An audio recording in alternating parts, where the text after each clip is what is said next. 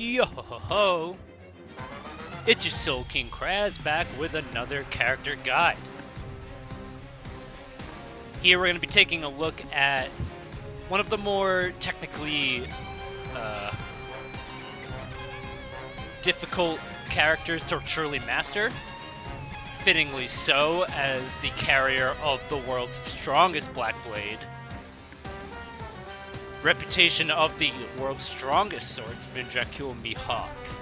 This power type functions a lot differently from others in this game in that he almost feels like a hybrid of power and speed. Not just in terms of attack speed either, but in terms of the speed types and how you normally play speed types.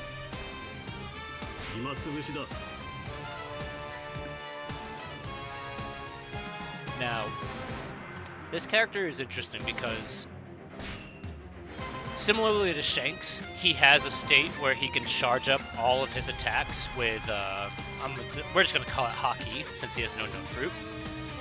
So he gets his Haki blade going, and once you get to the end of his string of light attacks, it stores one charge of Haki. It can hold up to 3. And this is a nice little way to increase your range and slightly increase the damage of your combo finishers. It's primarily going to be used, though, for crowd control rather than damage. However, in PW4, he cannot dodge offset like he could in 3.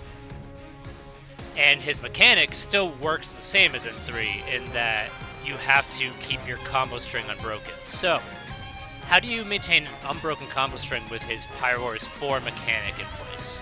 That is what I plan on tackling in this guide, amongst a few other, essentials, such as your skill loadout. You want your core 4 as always, hero strength, cheap death, burst enhancement, and your stamina management. Now, you can do this either through hidden resolve. I think hidden resolve is strong if you're using a lot of power dashes with Mihawk, which you should be. However, I've been favoring moonwalk with him, with most power types in general as well, since they lack the fundamental movement speed that most other character skills have. I've actually been thinking about swapping out Airborne Adept for another skill, which we'll get to in a second. Shatter is not essential, I would say, but Shatter is useful on basically every character. Now, Tenacity, this is something that is only available through the recent content updates. Level 5 Tenacity actually works now. It prevents a much larger amount of stagger potential to your character than you normally would receive. And on Mihawk, this is actually extremely efficient in maintaining your Haki charges. As for your specials, I recommend using 2 ults on him, just because they're the only real solid damage options that he has. Nocturne is also really solid for crowd management as well. And obviously, with Mihawk, you want to use his Force Burst. No special qualities or traits about his burst, unfortunately. Without further ado, let's unsheath. So now, here's his light string.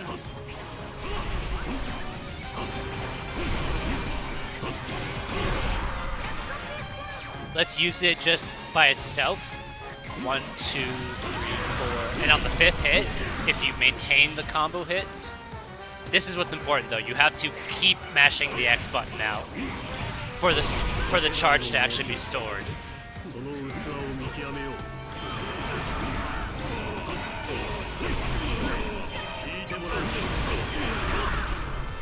Alright, so 2, 3, 4, 5.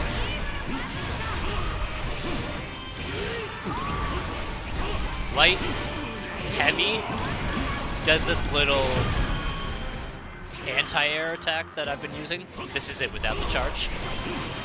Even without the charge, this move is a really solid option for dealing with armor in a pinch. And you can even dash out of it pretty early to kind of keep your combo going on the ground. Into your light, heavy particularly. Light, heavy will do this shockwave attack. Much more effective, however, with his charges.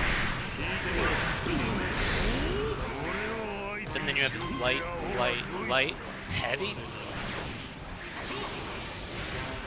This attack I would say is just as useful without as it is with his charges. But with the charges, this move will shred armor bars and deal substantially more damage to, I would say, in terms of the amount of shockwaves that it releases. Then light. Oh, sorry. 1, 2, 3, 4 lights into his heavy. Creates a little blade twister. This move is also available in the air, but I'd say it comes out a little bit faster than it does on the ground. So I would recommend, if you're purely going for efficiency, I would recommend saving his tornado for the air. Also, his aerial tornado is, oddly enough, the quickest way for him to get back to the ground. It's even faster than his aerial light heavy. This move takes a little too long to come back to the ground. So anyway, yes, we have his aerial, his launcher. Launcher's pretty solid for him. Launcher, light, heavy. Is a little bit of a meteor attack for him. Also a solid option for him in terms of getting to the ground. And then you have his aerial, light, heavy. Now this is the attack that you're going to be getting not only the most output out of, the most range out of, the most special recovery out of. It's just, in all honesty, this attack is one of the best attacks in the game. If you were to rank his aerial, light, heavy to every other attack in this game, his would outperform it in almost every way. He's easily got one of the most unintentionally overpowered synergies of unintentional strengths. So in the air, all of your attacks, for whatever reason or other, automatically have max charges of hockey. This is what makes his air game so efficient in restoring your ult meter back.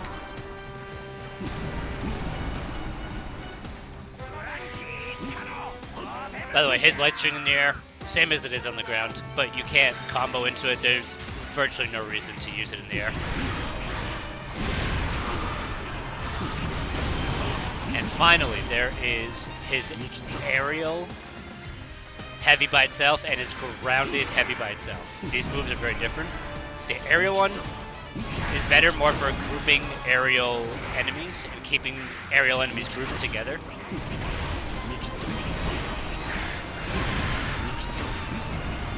Whereas on the ground, we'll return to his grounded version in a second, because it's a little more complicated than it appears. It looks like it's just a thrust, but it combos into how you store his sword charges in a very critical way. So with that in mind, normally the way that you build up his charges is just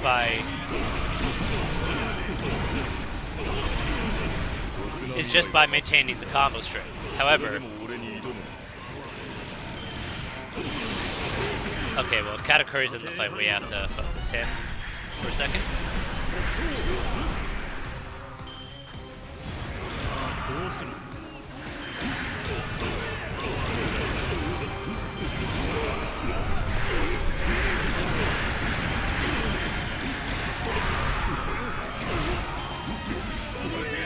Of course, Katakuri is still a pain. I can't even... Oh, and there's Frankie family here too. Fantastic.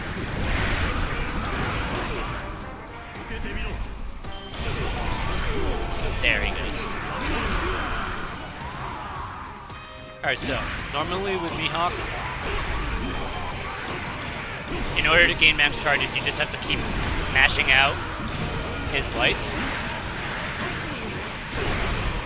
However, what's really good about him is that heavy by itself if you have ideal timing. There we go. You'll still maintain your charges even out of a dash.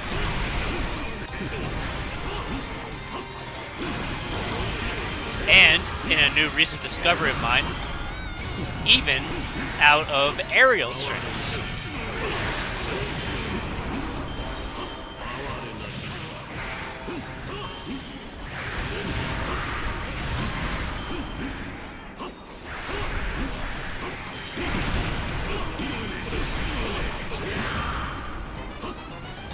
So normally, this trick of maintaining your combo charge infinitely could only be achieved with ground combos only. Once you get into the air, it takes away his charges by simultaneously granting him max charges in the air.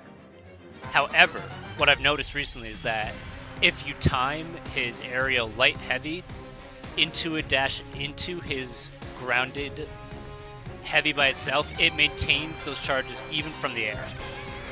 However, the caveat here is that you have to have a full hockey charge on the ground first.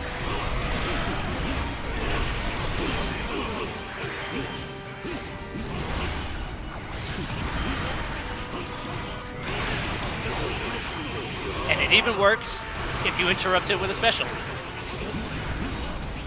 It's crazy.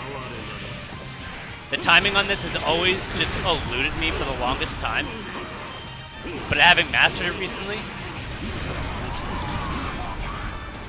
you can literally just keep it going forever. As long as you're careful about that dash timing, though.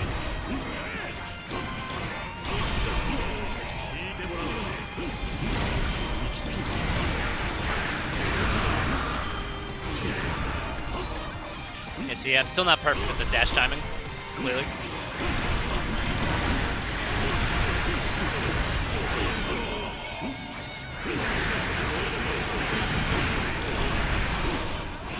But with enough practice, you can really get some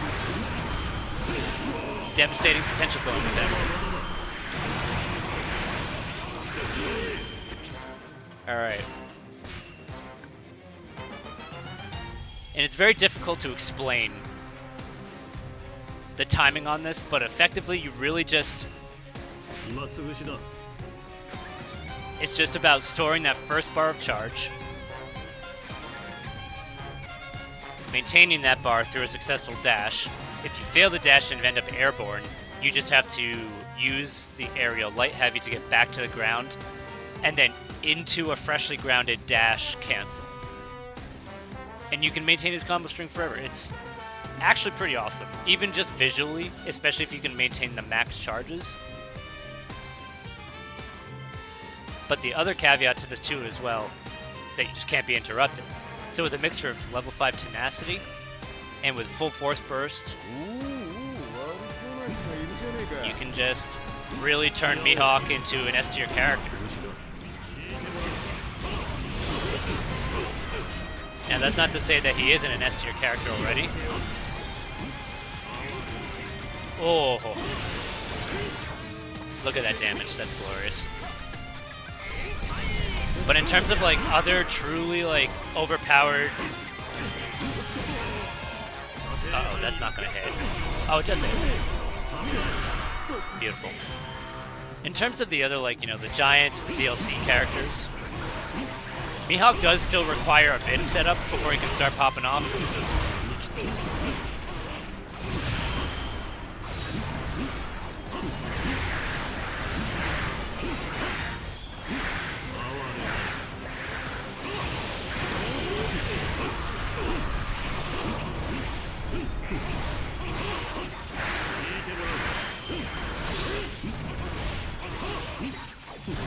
Alright.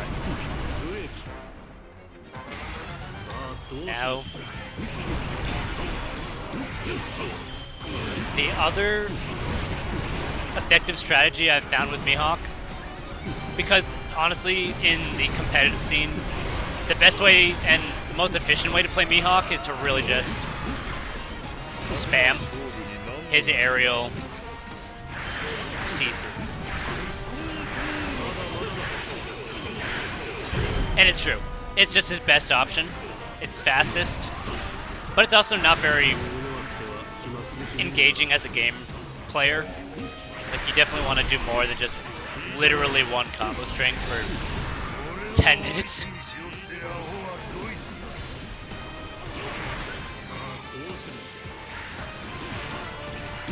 Now, I have also noticed that you cannot do his cancel trick into his force burst animation.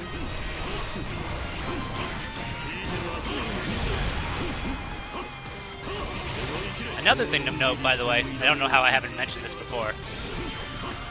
When you have max charges, you also gain a pretty substantial boost in attack speed as well.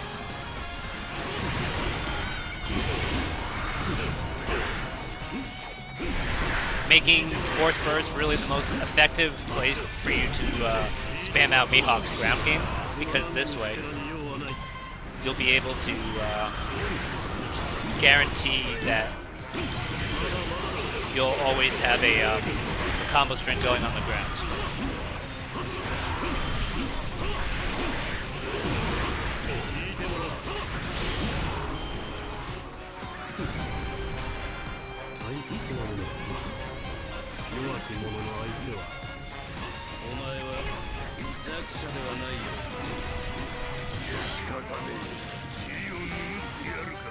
Very nice. That should do it.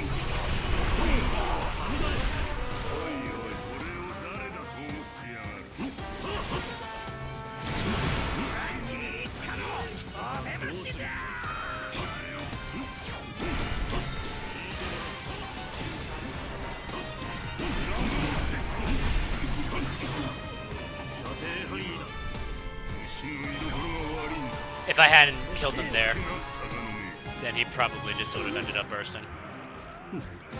So I'm glad I did it like that.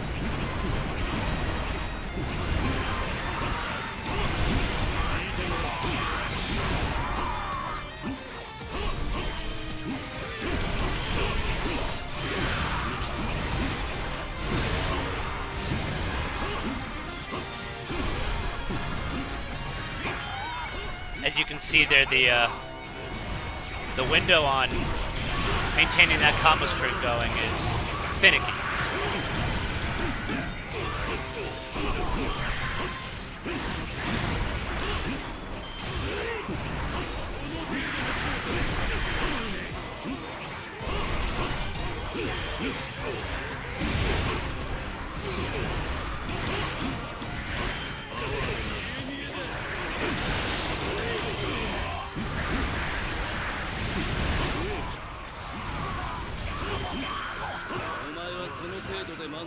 It takes a lot of practice to really get down the timing of it. But once you get the timing of it down, it turns your Mihawk gameplay into something that's actually fun and engaging and competitively kind of busted. Because you'll end up covering a lot more ground faster, proccing Hero's Burst a lot faster. Sorry, not Hero's Burst. Hero's Strength. You'll be proccing Hero's Strength faster since your attacks will be hitting more enemies.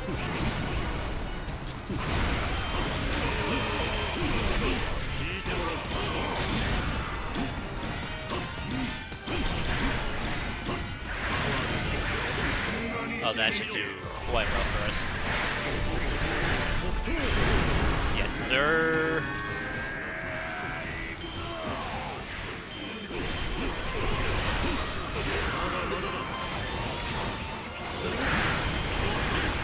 Yeah, oh, I love that it can... I absolutely love that they made his mechanic so that you could still interrupt it with a special and still keep the combo string going.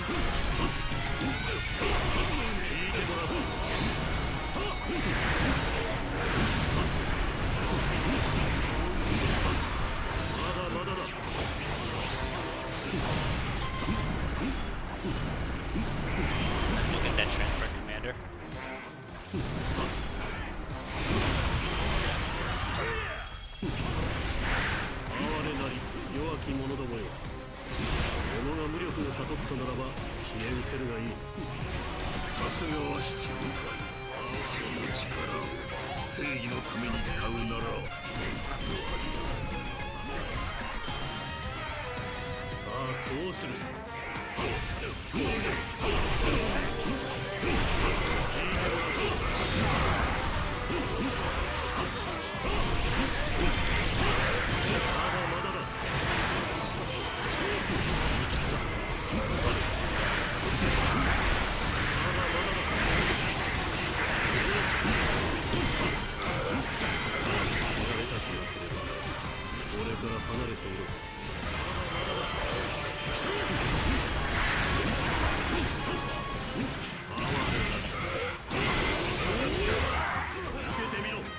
Oh, that's the flex right there.